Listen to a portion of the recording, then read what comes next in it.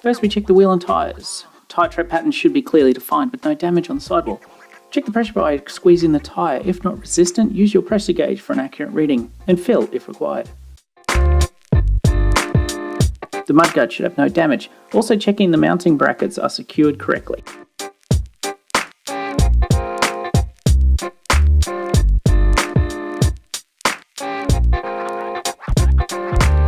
Squeeze the brake lever to check pressure.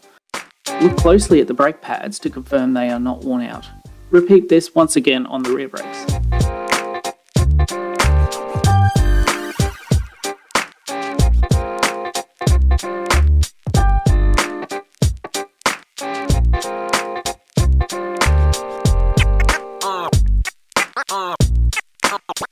Check the mounting bolts are tight.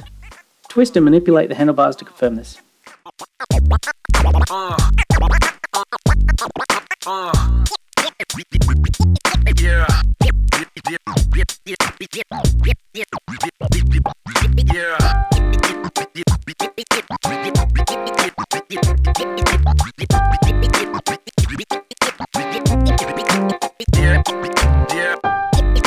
Look for worn or misaligned teeth on the front and rear gears. Confirm the chain does not have excessive slack. Pull on the pedal assembly to check for any movement due to loosened bolts or issues with the motor. The pedals have a reflector on each side. Check for any damage, and in the process confirm that the pedals themselves are not loose. Squeeze the seat to feel for any damage. Check the catch and release is working correctly. Make sure the seat pole is not bent and is able to be adjusted smoothly.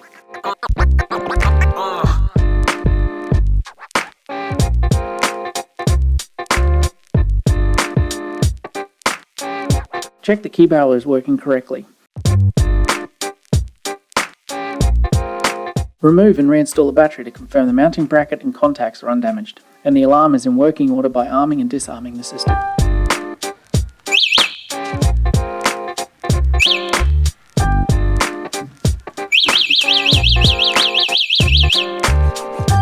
The key should lock in place when the bike is turned on. To turn the bike on, press and hold the power button for 3 seconds.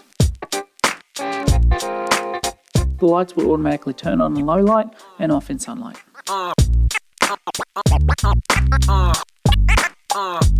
You are able to control the light manually by pressing the light button. Press the I info button. You are able to cycle through trip, total travelled, max speed reached, average speed. The plus and minus buttons are used to select the power level for the pedal assist.